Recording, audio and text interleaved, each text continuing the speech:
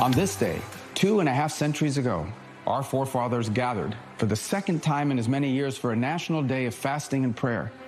The resolution of the Continental Congress called on the 13 colonies to humble themselves in preparation for the coming war, with true penitence of heart and the most reverent devotion publicly to acknowledge the overruling providence of God.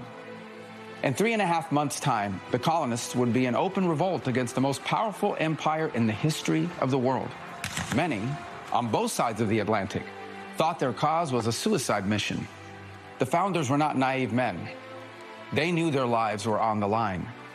That was the premise of Benjamin Franklin's dark joke after signing the Declaration of Independence, where he said, "We must indeed all hang together, or most assuredly, we shall all hang separately." They had no guarantees of victory. They knew that what they were trying to do had never been done before in human history.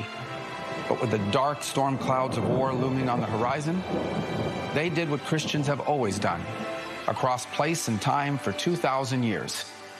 They turned their eyes to heaven and placed their fate in the hands of God. It is no coincidence that America, from the very beginning, has occupied a unique and exceptional place in world history. Before the Christian West, most societies, and civilizations for that matter, thought in stagnant cycles: the flooding of the Nile, the return of the rains, the cycle of the harvest. History, for them, was a wheel to nowhere. It turned and turned only to end up back where it began.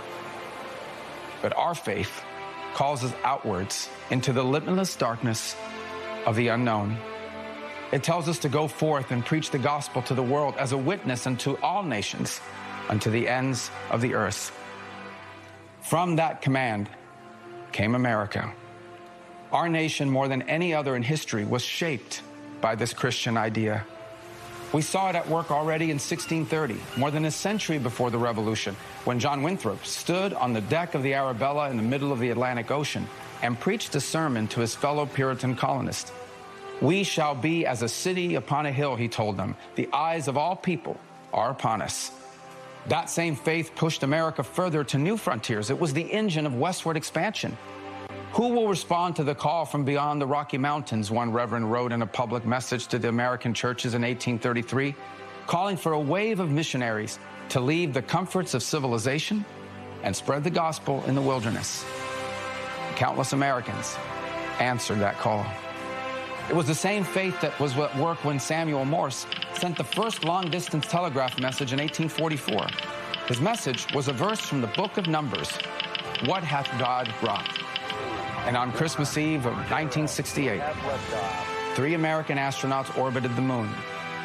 They were the first men in history to witness an Earthrise from lunar orbit, to look back at the blue marble of our home from 250,000 miles away.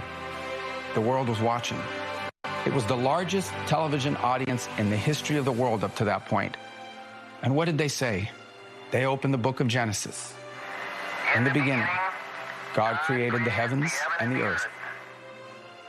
This is who we are. It is who we have always been. America is still a young nation measured against the record of history.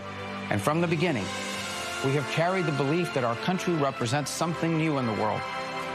But the soul of our nation has always been rooted in an ancient faith